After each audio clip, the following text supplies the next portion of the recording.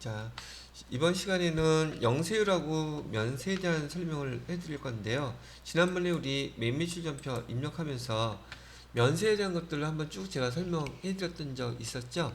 그래서 우선 여기서는 영세와 면세에 대한 것만 간단하게 정리를 해보도록 하겠습니다. 자, 우선 영세율이요.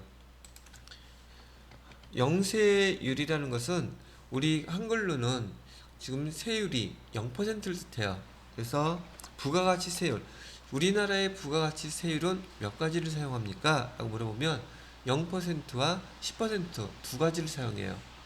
시험 문제에서 우리나라에서 사용하는 부가가치세율은 10% 단일 세율을 사용한다 라고 물어보면 맞는 말인가요? 틀린 말인가요?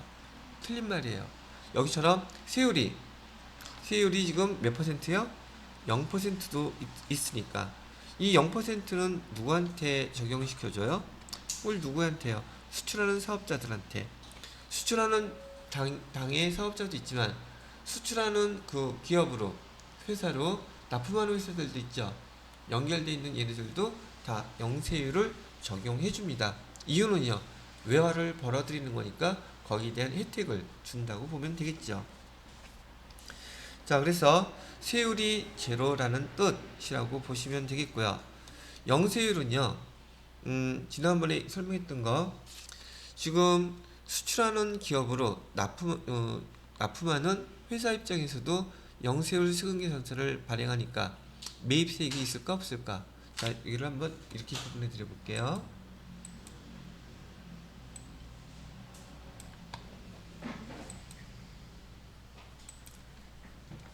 여기는 수출업체예요. 그다음에 수출업체는 당연히 해외로 수출을 하는 게 일이겠죠.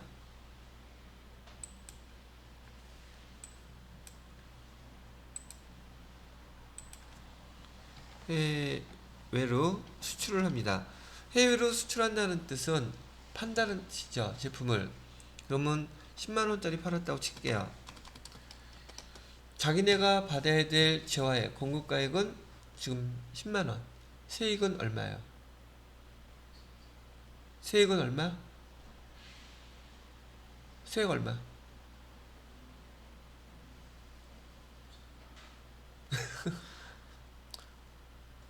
세액은 수출하는 우리 재화를 갖다가 외국으로 수출할 때는 공급가액만 있고 세액은 없기로 했었어요. 그래서 세액은 제로. 그러면 이렇게 수출을 하기 위해서 이 수출업체가 재화를 납품을 받았어요. 일부를 아니면 전부를 어디 우리 국내 업체의 모 회사로부터 수출하기 위한 제품, 원재료 뭐 그런 것들을 이렇게 공급을 하게 되면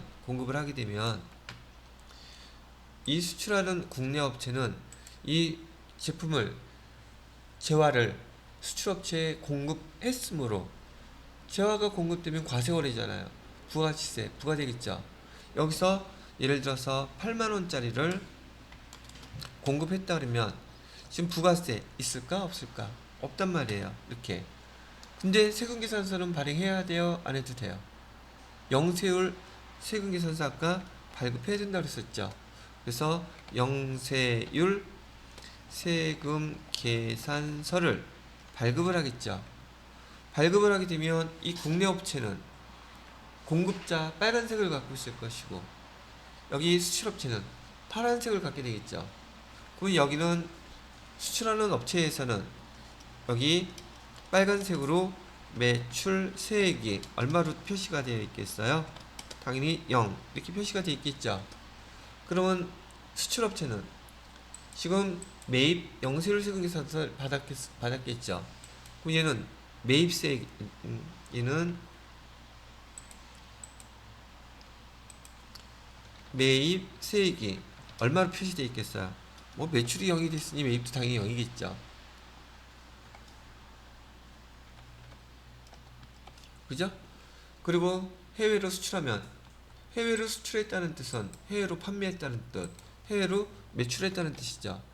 그런데 재화가 어디로 공급된 거야? 우리나라가 아니라 외국으로 공급됐으니 부가세에 적용될 수가 없죠. 이게 직수출이에요. 수출했으니까. 그러면 영세율인 경우에는 영세율인 경우에는 이렇게 매입할 때도 0, 매출할 때도 0, 다 빵빵이죠. 그래서 얘를 영세율인 경우에는 완전 면세제도라고 불러요. 뭐라고 부른다고요?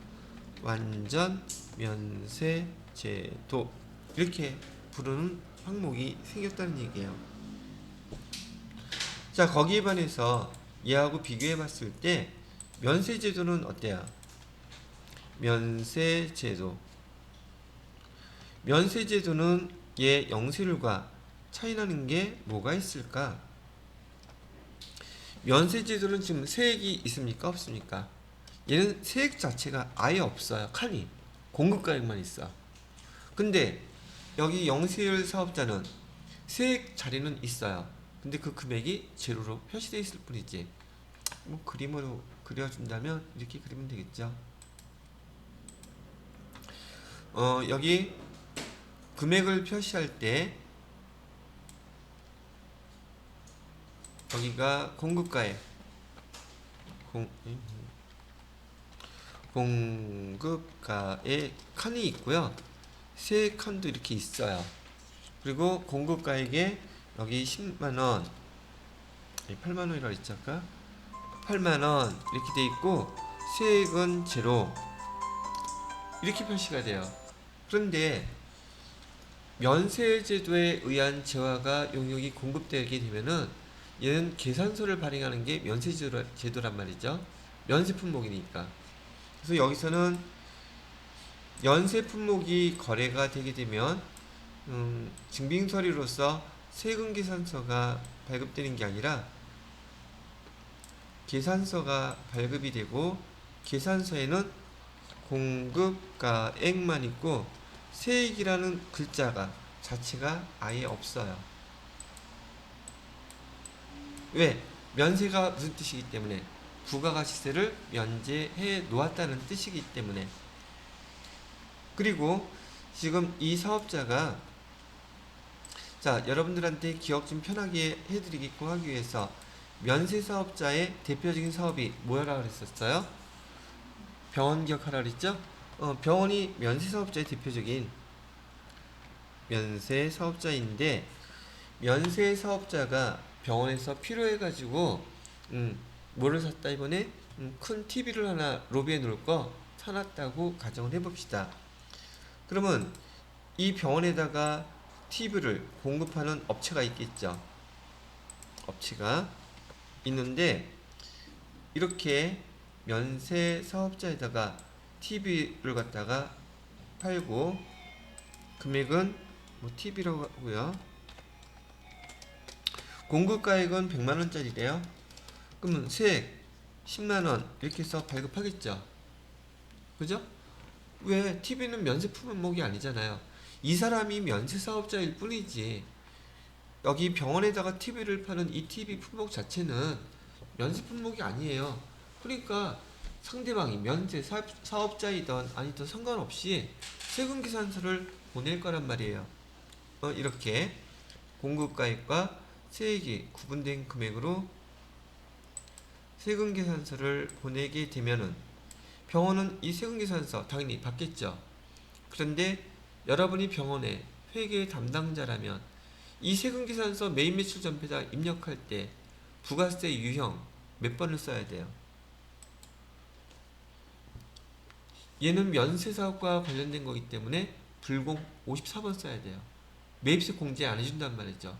여러분 불공이라는 걸 이해를 못하면 회계 1급에서 점수 따기가 정말 힘들어요. 깐닥깐닥하게 된단 말이죠. 그래서 여기 세금 계산서를 갖다가 보내고 병원에서는 매입세액으로 여기 10만원 공제를 받을 수 있다 없다. 이거 공제 못 받아요. 불공사이기 때문에. 부가가치세가 있는 거라 할지라도. 그리고 지난번에 얘기했던 대로 병원에서는 돈 버는 방법이 어떤 방법이었어요? 치료해주죠. 치료해서 치료비, 수술비 청구할 때 치료비가 만약에 200만 원 나왔다고 쳐요. 그럼 치료비 200만 원 이외에 부가세 붙여요? 안 붙여요? 안 붙이죠. 여기는 그래서 매출과 관련된 매출세액은 당연히 아예 없겠죠. 그죠? 그리고 증빙서류도 다 계산서를 발행할 테니까. 그래서 이 면세제도는 매입할 때는 부가세 매입세액이 있어서 공제를 못 받고 불공상이니까. 왜? 매출할 때 부가세 없으니까 매입할 때 네가 부가세 이렇게 냈어도 얘 공제해준다? 안 해준다? 안 해준다는 뜻이에요. 그래서 매출할 때는 부가세액이 없지만 매입할 때는 부가세가 있어도 공제를 안 해주니까 얘를 갖다가 우리는 불완전 면세제도라고 불러요. 불완전 면세제도의 용어는 바로 면세제도를 뜻하는 거예요. 불완전 면세제도 또는 부분 면세제도라고도 불러요. 그게 면세제도를 뜻하는 용어랍니다. 구분되셨어요? 자, 그렇게 설명을 해드리고 10분 쉬었다가 나머지 것들도 정리를 해보도록 하겠습니다.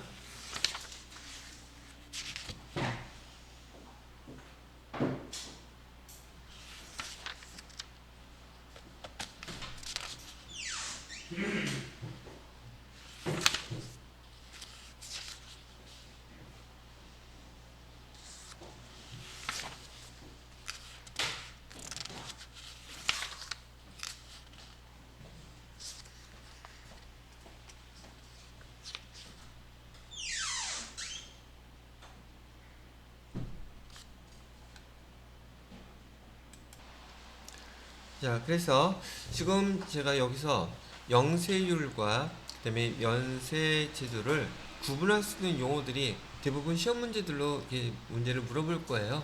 그러면 요거 구분할 수 있으면 완전 면세제도, 그 영세율 뜻하는 거지. 그다음에 부분 면세제도 또는 불완전 면세제도, 이건 면세제도를 얘기하는 거구나. 이렇게 구분을 하시면 되는데, 자, 그러면 영세율 제도하고 여기 면세제도의 목적이 무엇이냐는 거죠.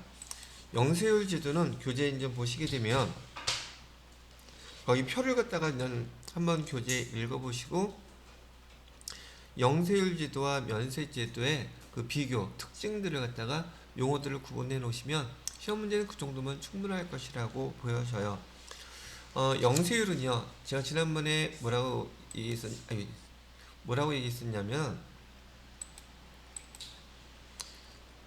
얘는 좀 교재에서는 국가 간 이중과세를 방지한다고 되어 있는데 국가 간 이중과세 방지가 목적이라고 그러는데요.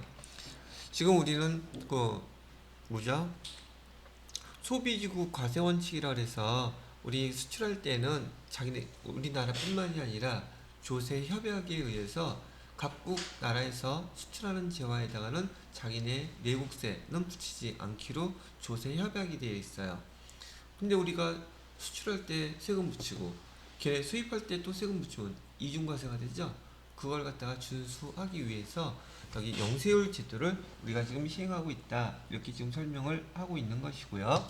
그다음에 거기에 반해서 면세제도는요, 세금의 역진성이라는 용어를 거기에 지금 써놓고 있죠. 부가가치세의 역진성을 완화시키기 위해서, 이 용어도 아마 지난번에 제가 잠깐 써드렸을 거예요. 부가가치세의 역진성은 거꾸로 간다는 뜻이에요. 거꾸로 간다, 한자어로. 자, 그러면 왜 부가가치세가 역진성을 갖고 있느냐? 우리가 세금은 원래 돈 많이 번 사람은 세금을 많이 내야 되고요. 돈을 적게 번 사람은 세금을 적게 내야 되는데, 부가가치세는 여러분이나 돈 많은 사람이나 스마트폰 살 때 부가가치세 똑같은 금액 내잖아요. 10%. 그죠? 형평성이 맞아요? 안 맞아요? 안 맞는단 말이야. 그러니까 이런 어떤 품목들에 대해서는 이렇게 돈 많이 번 사람이 세금 많이 내고 돈 적게 번 사람이 세금 적게 내는 게 구현이 안 되다 보니까 이런 품목들에 대해서는 세금, 돈 있는 사람이나 없는 사람이나 그 세금 징수하지 않겠다고 한 것이 바로 면세제도예요. 그래서 돈 있는 사람이나 없는 사람이나 부가가치세 이런 품목들은 돈 내지 않아도 돼요 라고 얘기를 해 놓았답니다. 그게 면세제도라고요. 그러면 어떤 게 그 면세 대상인가요? 어떤 거는 부가가치세를 안 내도 되나요? 그게 지난번에 얘기했던 우리 생필품들이에요. 생필품은 돈 없는 사람들도 반드시 써야 되는 항목들이기 때문에 보편적으로 부가가치세 얘를 다 면제를 시켜 놨어요. 그러면 교재를 통해서 잠깐 보도록 할게요.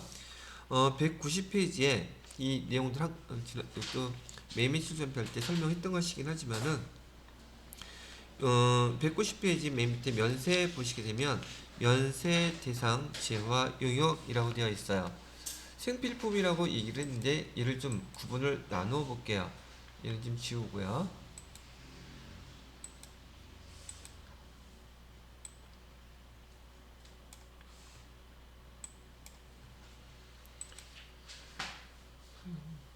생필품이라는 뜻은 우리 생활에 있어서 없어서는 안 될 것이라고 구분하는 것들이고, 첫 번째는 미가공식품, 우리 먹어야 되는 것들. 근데 주로 1차 산업에 관련되는 거. 1차 산업이라고 하면은 우리가 흔히 알고 있는 농업. 농업에서는 대표적인 게 쌀이에요. 즉 땅에서 나는 것들. 그다음에 곡물 이런 것들, 채소류 이런 것들. 이런 것들은 다 부가가치세를 면제해 놨어요. 여러분들이 이런 걸 구매하실 때 영수증 보시게 되면 부가가치세가 없습니다. 그 다음에 어업과 관련된 것들, 생선류도 마찬가지고요. 그 다음에 수산물도 마찬가지. 그 다음에 축가공, 축산이라고 얘기죠. 축산업. 즉 우리가 잘 애용하는 닭고기, 소고기, 돼지고기, 그 다음에 뭐 또 무슨 고기 있어요? 하여튼 그런 고기, 이런 고기들 다 부가가치세가 없습니다. 그 다음에 한 가지 더 있다면, 예를 들어 이제 시험 문제 잘 예로 나오는 거 임업, 경조사 때 화환, 나무 이런 것들 있죠. 이런 것들도 부가가치세가 없어요. 그래서 근데 제가 분명히 여기다가 미가공이라고 해놨죠. 예를 들어서 소고기 그냥 정육점에서 사면 저기 부가가치세 없는 면세 품목이에요. 근데 여러분들이 이 소고기 지주구복구 하는 식당 가서 사 먹으면 그건 부가가치세 있어요. 가공이 된 거기 때문에.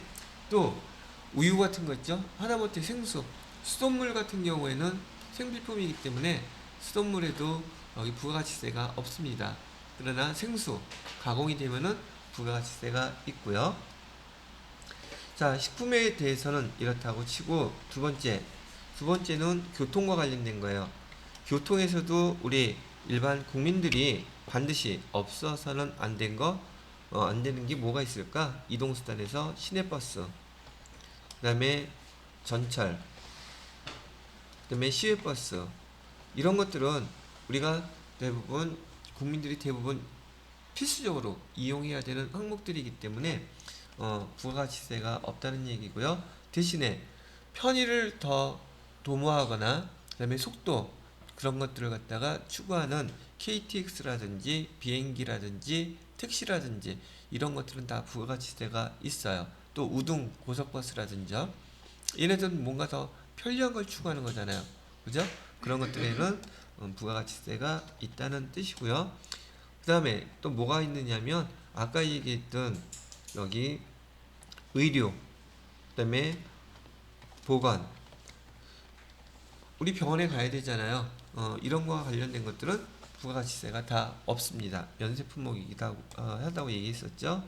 그 다음에 네 번째로는 면세이긴 한 의료 보건이 면세이긴 한데 치료 목적일 때 면세예요. 뭐 목적일 때요? 치료 목적. 치료 목적일 때는 얘가 다 면세지만 만약에 미용 목적,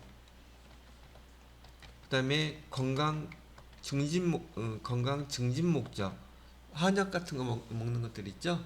이런 것들은 과세예요. 부가가치세가 있어요. 또 마찬가지로 약국에 가서 의사의 처방전에 의해서 조제, 약을 짓게 되면은 걔는 부가가치세가 없습니다. 근데 일반 의약품 있죠.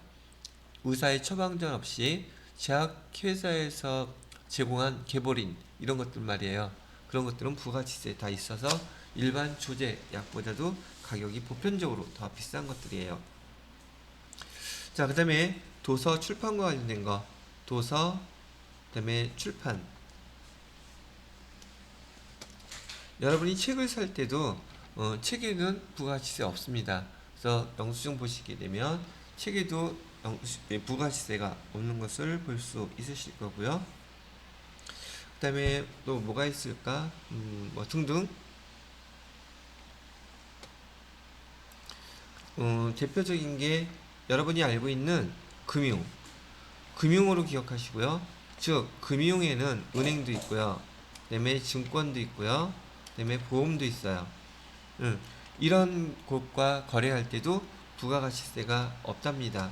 금융, 그다음에 토지도 대표적인 면세 품목이고 거래할 때 계산서를 갖다가 주고받고 하는 품목이라고 보시면 되겠고요.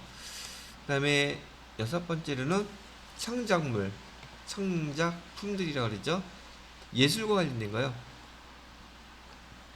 예술 창작품들, 그 다음에 저술, 뭐 이런 것들에도 다 부가가치세가 없다고 얘기를 하는 것이지요. 그 다음에 마지막으로 그나마 잘 나오는 거 여기 주택 및 주택 부수 토지. 이렇게 말하니까 모르겠어요. 예, 그냥 마당 있는 단독주택 생각하시면 돼요. 단독주택 같은 경우에 집도 있고 거기 마당도 있죠. 그거를 이 부가세법에서는 주택 및 주택 부수 토지 이런 식으로 표현을 해 놓았네요. 예를 갖다가 임대를 했을 때 임대소득에 대해서 부가가치세 면제해 놓고 있어요. 그게 면세예요. 자, 그 다음에 마지막으로 이제 기타 같은 게 있는데요. 기타 재화 용역이라고 되어 있는데 거기 191페이지에 나와 있는 그런 항목들이에요. 국가나 지방자치단체에서 공급하는 재화 용역들에 대해서는 대부분 다가 아니라 대부분 면세예요. 그런데 국가나 지방자치단체가 공급하는 것들 중에서도 과세인 것들이 있어요. 그런 것들은 어떤 거냐면 만약에 우체국도 국가에서 운영하는 곳이죠. 그 택배는 부가가치세 있어요. 왜냐하면 저기 지금 택배 사업을 일반 기업들에서도 많이 하고 있죠. 근데 국가에서 운영하는 기관에서 형평성 떨어지게 부가가치세를 면제해버리게 되면 경쟁이 되겠어요? 안 되겠어요? 그러니까 거기 택배에는 부가가치세 있고요. 또는 지금 여기 국가나 지방자치단체에서 운영하는 관광단지 있죠.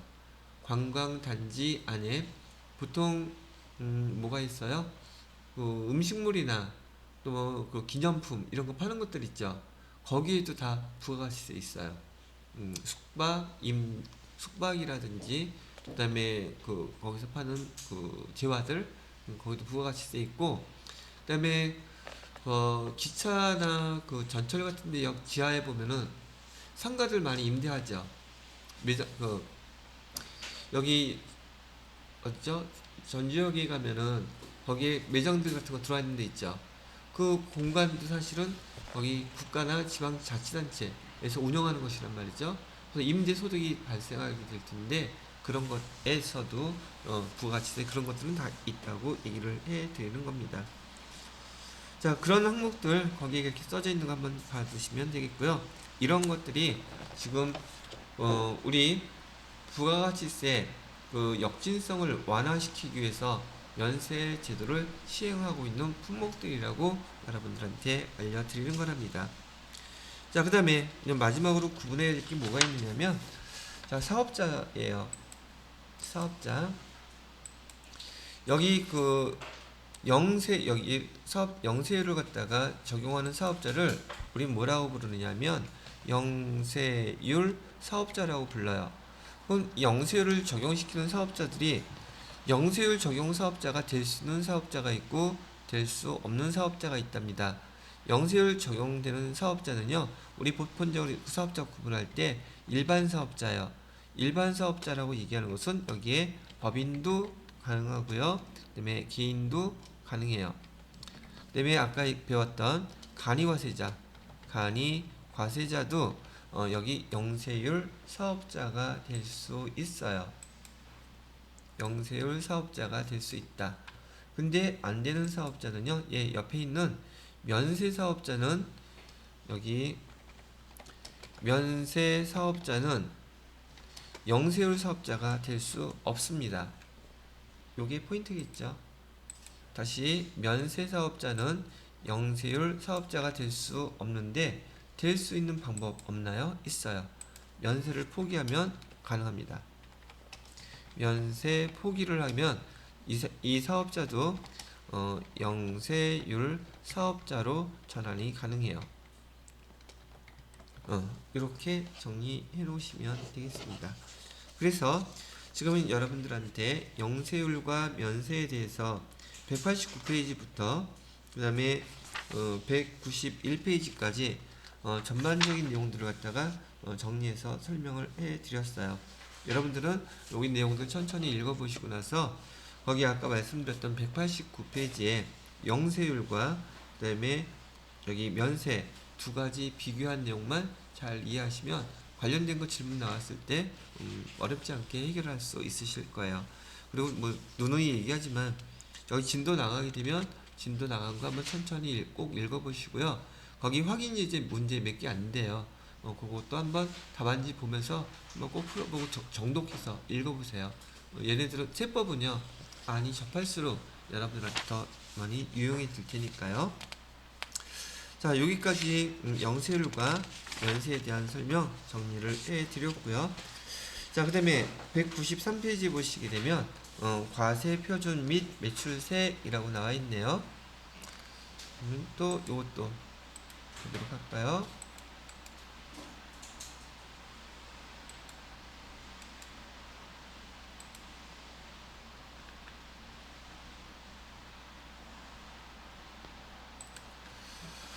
그 5번은 과세 표준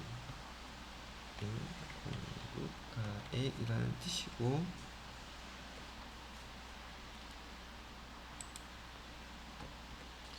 6번은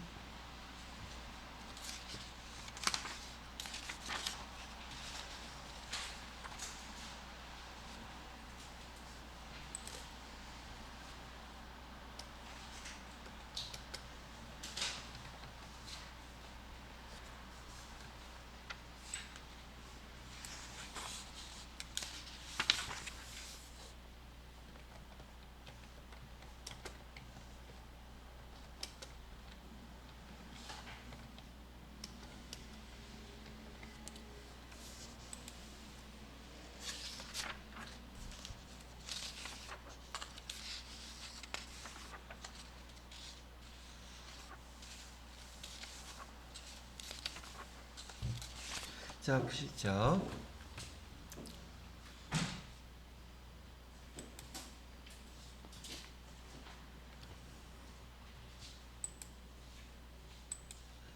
자, 이번 파트는 뭘 설명하는 것이냐면 아까 얘기했던 거예요.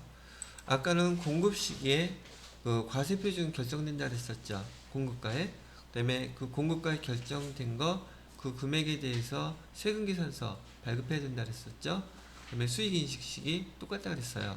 그래서 여기서 과세 표준이라고 하는 것은 그럼 이 세금을 부과하는 기준 그 금액은 어떻게 결정이 되어 이걸 갖다가 물어보는 거예요. 이 과세 표준이란 말은 부가가치 세법에서는 바로 공급가액하고 그것도 매출 공급가액하고 같은 의미로 사용이 됩니다. 그래서 여기 1번 거기 193페이지에 그 일반적인 공급가액은 어떻게 결정돼요? 제가 아까 그 재화를 인도받으면 그때 공급가액 얼마인지 여러분 금방 알 수 있다 그랬었죠. 그래서 거기 돈 낸 금액, 반대로 입장으로 이 사업자 입장에서는 돈 받은 금액이 되겠죠. 그 받은 금액이 공급 대가예요. 그럼 공급 대가 그런 일반적인 경우가 아닌 경우는요. 금전 이외에 돈 말고요. 대가를 받았을 때는 시가가 될 거예요. 다른 거 돈이 아니라면 뭐가 됐든 간에 교환하면서 그 시가가 있겠죠. 그 시가가 공급가액이라고 얘기하는 거예요. 그 다음에 대가를 외화로 받으면 환가한 금액이라고 나와 있는데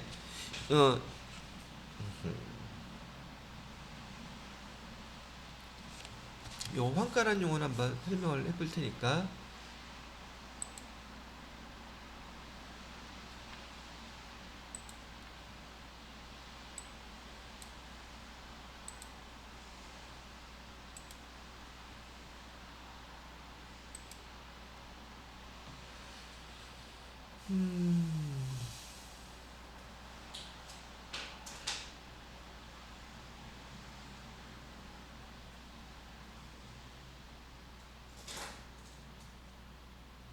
뭐 공급 대가 용어는 다 알고 계시죠? 여기 어디에 써놨지?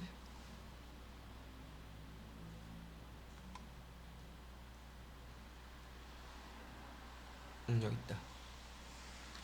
자, 이것도 여러분이 그 일정한 그 수치에 의해서 비교를 안 하면 여기 환가한 금액이 무슨 의미인지 잘 모른단 말이죠. 그래서 제가 예를 하나 들어놨어요. 자, 우리 공급가액은 원래 선적일날 인도한다고 했으니까 선적일날 결정된다고 했었죠. 선적한 날짜에.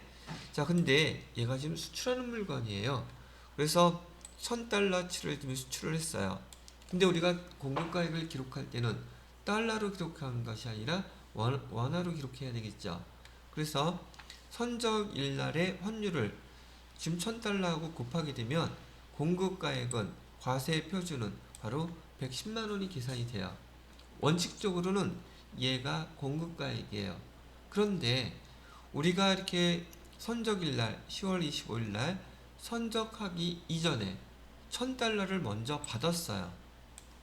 그러면 물건 보내지도 않았는데 그쪽에서 돈을 보내왔단 말이죠. 그럼 얘는 통장에 달러로 들어왔다가 우리가 지정해 놓은 우리 통장으로 그날 환율이 적용돼서 통장에 빵 찍혀버린단 말이죠. 그날 환율이 적용돼가지고. 근데 10월 1일날 입금된 그 당일날 환율이 얼마였느냐면 1000원이었어요. 그럼 우리 통장에는 얼마라고 찍히겠어요? 100만원이라고 찍히겠죠. 이게 공급가액이에요. 즉 선적일날 전에 돈이 들어오면 환가, 지금 환율로 그 금액이 환산이 됐죠. 그걸 환가라고 불러요. 근데 이 경우는 반드시 선적일날보다 먼저 돈이 들어온 경우에만 해당이 돼요. 부가세법에서는 그래서 이렇게 공급 시기 전에, 공급 시기는 선적일이고요. 이렇게 환가한 금액이 들어오게 되면 얘를 갖다가 과세 표준 금액으로 해 주세요. 이렇게 얘기했단 말이죠. 과세 표준 금액이 바로 얘가 되는 거예요. 공급가액이. 됐나요? 그런데 일반적인 경우에는 우리가 물건을 먼저 보내고 난 다음에 그 다음에 돈이 결제되는 게 보편적이겠죠. 그럼 어떤 경우에 이런 일이 벌어져요? 아니 지금 우리나라 갤럭시 21 너무 많이 잘 팔려. 아니 그게 안 어울린다. 그거보다 지난번에 우리 코로나 했을 때 전 세계에서 진단키트 보내달라고 난리가 났었죠. 그럼 돈 원하는 대로 다 보내줄 테니까 진단키트 좀 빨리 좀 보내줘. 아직 보내지도 않는데 돈부터 보내주는 거예요. 반대로 이번에는 어떤 경우가 벌어졌어요? 그 백신 나오니까 전 세계에서 그 제약회사에다가 돈 다 먼저 보내줄 테니까 약 좀 보내달라고 했어야 안 했어요? 바로 수요가 많을 경우에는 돈부터 보낼 테니까 물건 좀 빨리 보내줘. 그래서 이렇게 돈이 먼저 들어오는 경우가 아주 많단 말이죠. 근데 일반적인 경우에는 말이죠. 이렇게 선적일날 이 환율로 과세표준 110만원이 되는 게 보편적이에요. 그런 다음에 물건 받고 한 달 뒤에 이때 돈을 받게 되면 이날도 환율이 똑같지가 않겠죠. 그때는 공급가액은 어떤 걸 써야 돼요? 그때는 무조건 선적일이에요. 선적일이 과세표준일이다. 그렇게 보시면 되겠습니다. 요게 예외라는 거고, 여러분들한테는 공급 시기 전 환가한다는 용어가 어려운 용어이기 때문에 지금 제가 예를 들어서 이걸로 설명을 해 드렸답니다. 되셨나요?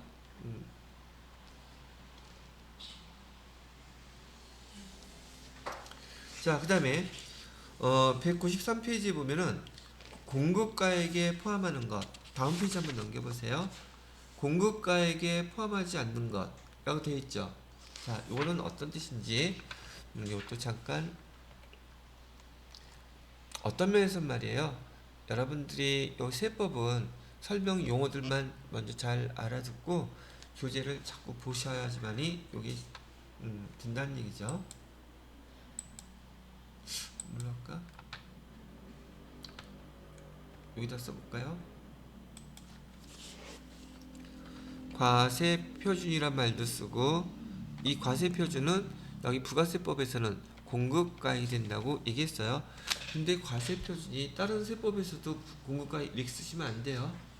소득세법에서 과세표준 용어가 의미가 달라요. 법인세법에서도 달라요. 양도소득세, 종합소득세 다 달라요. 근데 여기 부가세법에서만 과세표준이 공급가액하고 똑같다는 걸 얘기해 드리는 거예요. 자, 보자고요. 자, 과세표준 금액이 예를 들어서 100만 원이에요. 근데 지금 이 과세표준에는 다음과 같은 것들이 지금 빠져 있더래요. 그럼 이 과세표준에 그 금액을 더해줘야 될까, 빼줘야 될까, 그거를 결정해보라는 거예요. 그럼 첫 번째, 얘는 과세표준에 포함을 시키는 항목들이래요. 그러면 이 중에서 우리가 흔히 잘 알고 있는 거, 예를 갖다가 한번 예를 들어볼게요. 우리가 그 원재료나 상품을 사갖고 올 때 부대 비용이 발생하면 공급가액에 포함시켜요? 포함시키지 않아요? 포함시켜야 되죠. 그래서 과세표준에 포함시켜야 되는 항목들은 여러분이 부대 비용이라고 생각하시면 돼요. 그럼 우리가 물건 사갖고 올 때 보험료가 들어갔다, 그 다음에 운반비가 들어갔다, 포장비가 들어갔다, 하역비가 들어갔다. 그 부대 비용이 얼마가 발생했느냐고요? 5만 원이 발생을 했다면 얘는 과세표준에 포함을 시켜야겠습니까? 포함시키면 안 되겠습니까? 당연히 포함시켜야 되죠. 그죠? 근데 간혹 이자 상당히 할부 판매할 때요. 거기 100만 원짜리를 3개월 할부 판매한다면 3개월 동안에 이자가 발생할 수 있죠. 그래서 할부 판매하는 회사들은 그 이자까지 과세표준에 다 포함시켜서 판매 금액에 다 포함시켜서 할부 판매하는 거예요. 그런데 지금은 우리는 그 이자 우리가 부담할게요. 그래서 그 홈쇼핑에서 무이자 할부 판매라고 딱 써놓는 이유가 그 이자는 누가 부담하겠다는 뜻이에요? 판매하는 회사에서 부담하겠다는 뜻이에요. 그래서 무이자 할부 판매라고 얘기하는 거예요. 그 이자 상당액은 과세표준에 포함시켜야 된다, 말아야 된다, 포함시켜야겠죠. 그래서 얘는 예를 들어서 2만 원이었다고 가정을 할게요. 2만 원. 그 다음에 개별 서비스도 어차피 세금이죠. 세금도 어차피 부대 비용이에요. 그래서 다 합쳐서 얘가 부대 비용이 5만 원이었다고 가정을 한다면 여기 전체 다요. 따로따로 계산할 필요 없이 개념 자체가 얘가 다 부대 비용이라고 가정한다면 이렇게 발생한 용어들은 여기 과세표준에 다 포함시켜야 되겠죠. 그러면 과세표준은 얼마로 바뀌어요? 105만 원이 돼야 되겠죠? 그래서 여기 5만 원 계산해서 105만 원이 됐는데 이번에는 지금 과세표준에 포함시키면 안 되는 것들이래요. 그것도 상식적으로 얘네들을 과세표준에 포함시켜야 되는지 말아야 되는지 한번 판단을 해보시라고요. 우리가 지금 과세표준 여기 100만원을 정해놨는데 얘네들을 아직 안 뺐어. 얘네들이 누구? 여기 매출 애누리, 그 다음에 매출 환입, 매출 할인, 재무회계에서도 얘네들은 빼주기로 돼 있죠. 그냥 다 돈 받으면 난리 나겠지. 그죠?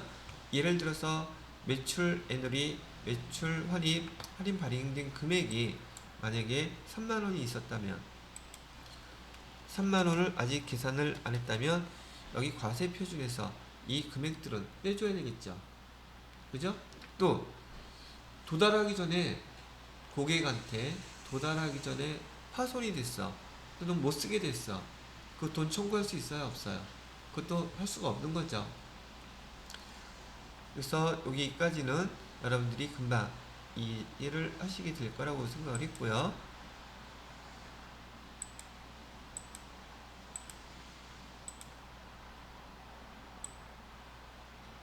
자, 그 다음에 시험 문제에서는 가끔 얘가 잘 나오는데 뭐요? 국고보조금, 공공보조금이라는 항목이에요. 얘는 어떻게 이해를 시켜드리면 좋으냐면, 자, 예를 들어서요, 우리나라 국민한테 국가에서 갤럭시 21 다 사용하는 게 국가적으로 여러 가지 도움이 많이 된대요. 그래서 지금 그 스마트폰이 100만원짜리인데 저기 30한 대당 그걸 구입하는 사람들한테 30만원씩 지원해 주라고 국고 보조금이 나왔어. 그러면 그 갤럭시 21을 사는 사람은 얼마만 내면 살 수 있는 거예요? 70만원만 내면 살 수 있죠. 근데 이 국고 보조금은 이 제품 판매와 사업과 관련이 있어요, 없어요? 국가에서 갤럭시 21 살 때 국가적인 이익이 있기 때문에 거기 국고보조금을 한 대당 30만원씩 지원해 주는 거예요. 사업과 관련이 있으니까. 이해가 돼요?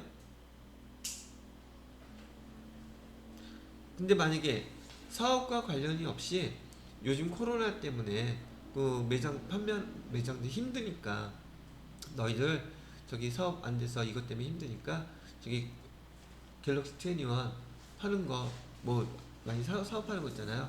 거기 안 팔리고 그러니까 1,000만원 그 보조금으로 줄게. 이거 갖고서 좀 사업을 좀 잘 챙겨. 요즘 그렇게 많이 나눠주잖아요. 그거는 사업과 관련이 있는 돈으로 받는 거예요? 없는 돈으로 받는 거예요? 없는 돈으로 받는 거잖아요.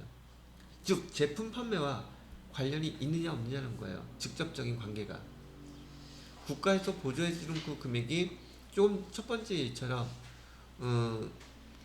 국민한테 그렇게 제공을 함으로 인해서 여기 국가에 이득이 된다 그래서 그 제품을 많이 팔게끔 해주기 위해서 보조금을 주는 것은 여기서 얘기하는 재화의 공급과 직접적으로 관계가 있는 경우인 거고요. 그냥 코로나 때문에 돈을 받는 것은 직접 제품 판매하는 것과는 관계가 없는 거예요. 그래서 좀 기억하실 때는 국고보조금이라든지 공공보조금을 받았을 때 그 국고보조금이나 공공보조금이 그 업무와 관련이 직접 없다 그러면 과세표준에 여기 공급가액에 포함시키지 말라는 거예요. 없으면은. 근데 관련이 있으면 포함시켜야겠죠. 즉 국가에서 제품을 갖다가 21 사는데 도움이 된다 그러면 여러분들은 70만원 주고 살 수 있다면서요.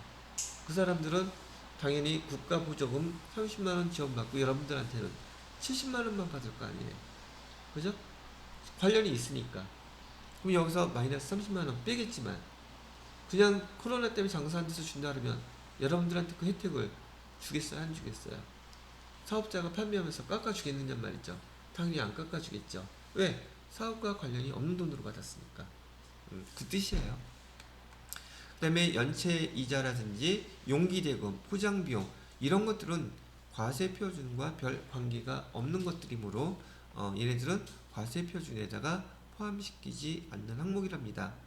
그래서 여기 지금 대표적으로 이런 항목들을 통틀어 가지고서 여기 3만원을 일단은 빼줘야겠죠. 그래서 전체 금액이 여기 전체 금액이 과세표준에 포함시키지 않는 항목들이었다라면 여기서 3만원은 이렇게 과세표준에서 빼줘야 된다는 얘기예요. 그러면 공급과 과세표준은 얼마가 결정이 될까? 102만원이 되겠죠? 102만원 이렇게 결정이 됐어요. 이렇게 과세표준이 결정되고 난 다음에 요 밑에 보시게 되면 과세 표준에서 공제하지 않는 금액 세 가지라고 되어 있죠. 판매 장려금, 대손금, 하자 보증금은 이 금액 결정된 과세 표준 102만 원하고 전혀 관계없는 돈이에요. 그러니까 여기 손대면 되겠어요, 안 되겠어요? 안 된다는 얘기예요. 판매 장려금으로 예를 들어서 여기 어디 갔어? 여기 판매 장려금 여기 50만 원이 있다 그래도 과세 표준하고 관계가 있을까 없을까? 전혀 관계 없다는 얘기예요. 대손금 40만 원이 이렇게 있다 해도 지금 과세 표준과 관계가 있을까 없을까? 없다고요. 하자 보증금으로 여기 갖고 있는 게 30만 원 이렇게 있다 할지라도 과세 표준 결정하는데 관계가 있다 없다. 절대 이 세 가지는 손대면 안 되고 제가 빨간색으로 당구장 표시해놨죠. 이건 암기하고 계셔야 돼요. 문제가 나오면 되게 간단한데 이거 모르면 이 숫자를 갖다가 과세 표준에 더하고 빼고 난리부르스를 친단 말이죠. 과세 표준의 결정은 여기 있는 요 항목만으로 결정되는 것이지 여기 밑에 있는 판매장려금, 대손금, 하자보증금 손대는 게 아니에요. 되겠죠? 그래서 지금 193페이지에 있는 과세 표준 및 매출 세액에 대한 거 한번 쭉 정리를 해 드렸고요. 자, 그래서 거기 뭐 재화 수입은 그냥 읽어보시면 돼요. 재화 수입할 때 발생하는 모든 비용 다 부대 비용이에요. 그러면 당연히 공급가액에 다 포함시켜야 되겠죠. 그 원칙적인 얘기니까. 자, 그 다음에 밑에 있는 그 매출세액이라고 되어 있는 거는요.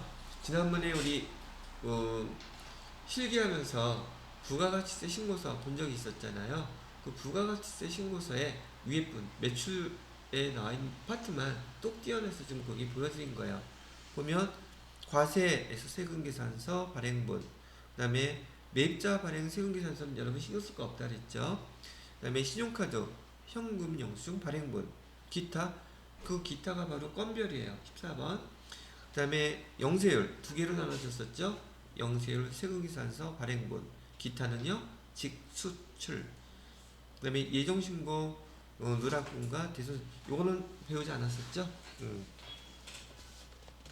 자, 이런 것들 여기 예정신고 누락분이라든지 대손세 공제에 대해서는 여러분 세무 2급에서 배우게 될 것이고요. 내용은 이런 거예요. 의미만 이해하고 계시면 이 정도 이해하는 건 어렵지 않으실 테니까. 자, 우리가 재무회계에서 배웠던 대손 상황이에요.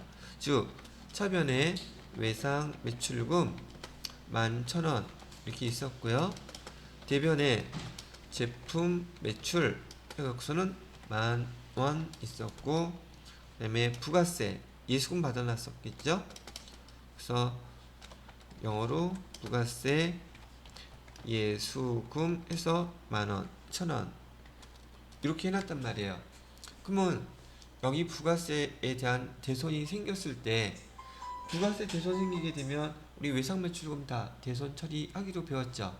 자, 대손 충당금 충분히 있어요. 그럴 때 회계 처리 어떻게 할까요?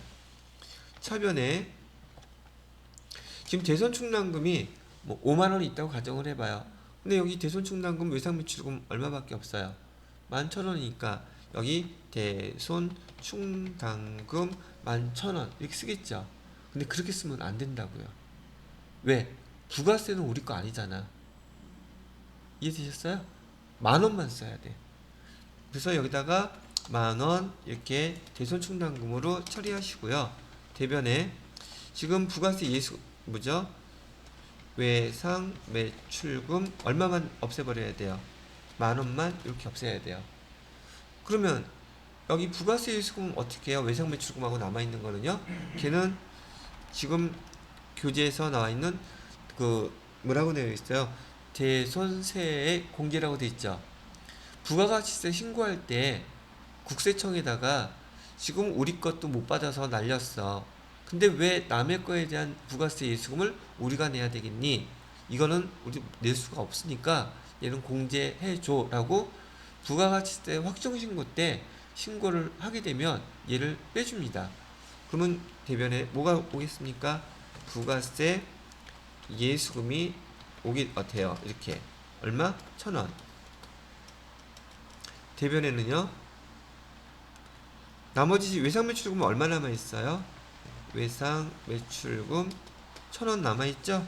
이렇게 빼주는 거예요. 그럼 여기서 하나 새로 배운 건 뭐예요? 부가세가 포함되어 있는 대손 충당 대손 처리할 때는 뭐만 처리한다? 우리 것만 대손 처리한다. 그다음에 부가세는 어떻게 처리한다? 이렇게 대손세 공제 신청해가지고 그냥 대변에 발생했던 대손금을 차변으로 뒤따 빼주면 된다. 우리 거 대손 충당금 사용한다? 사용하면 안 된다. 뭐에 대해서는? 부가세 예수금에 대해서는. 이렇게 정리를 해드리는 거란 얘기죠. 되셨는지요?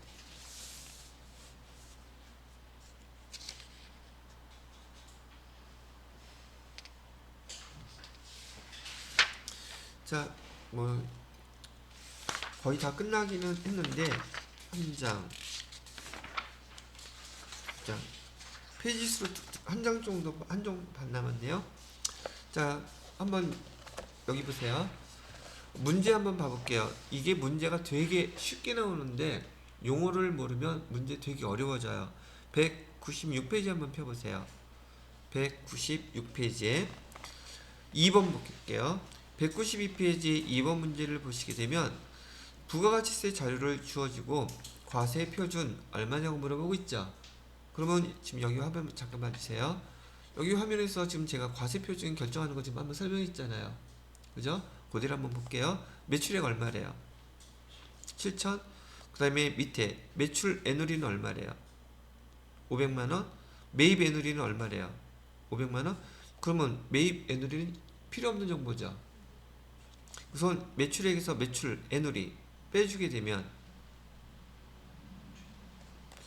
매출에서 매입 애누리 빼면 과세 표준은 6,500만원 되죠. 그래야요, 안 그래야요?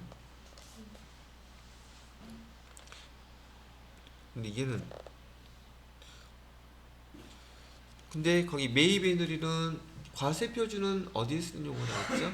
매출일 때 쓰는 용어라 했죠? 매입에 상관없다 그랬었잖아요. 얘는 전 상관없고. 대손금 여기 보세요. 대손금 여기 나와 있죠. 얘 건들면 된다 안 된다? 안 되는 거예요. 답은 몇 번이에요? 그렇게 나온다고요. 근데 이 용어를 못 알아들으면 이 문제 어려운 문제가 되는 거고, 알면 되게 쉽게 풀 수 있는 문제가 된다는 걸 얘기해 드리는 것이랍니다. 자, 그 다음에 요거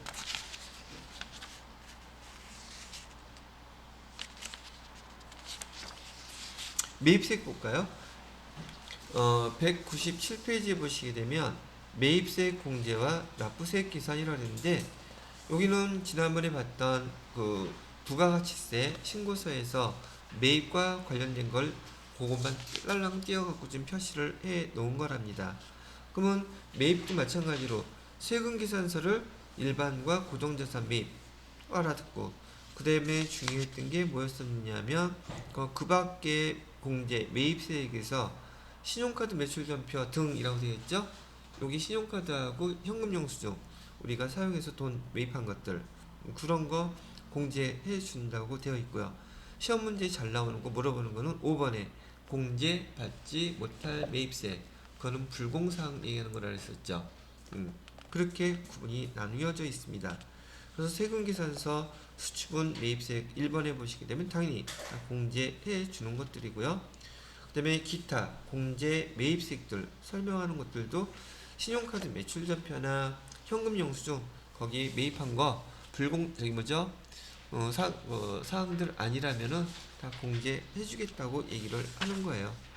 그런 다음에 의제 매입세액이라고 나와 있는데, 이 의제 매입세액은 주로 여러분 회계 1급에서 나오는 게 아니라 세무 2급에서 부가가치세 부속설이 나올 때 출제가 주로 많이 되는 항목입니다. 회계 1급에서는 잘 출제되지는 않아요. 근데 용어는 알아들어야 될 테니까. 자, 여기 보세요. 의제 매입세액이라고 하는 뜻은, 얘는 면세 품목을 사다가 판매를 하는데 과세 품목으로 판매할 때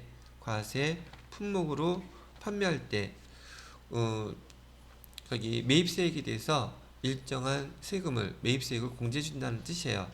그럼 이게 무슨 말이냐면 면세 품목 예를 들어서 닭고기 있죠. 닭고기는 가공되지 않은 걸 사왔을 때는 면세 품목이겠죠. 그래서 예를 들어서 10,000원 주고 사갖고 왔어요. 그러면 얘를 갖다가 프라이드 치킨 만들어서 팔면 걔는 가공이 됐기 때문에 부가세가 붙겠죠.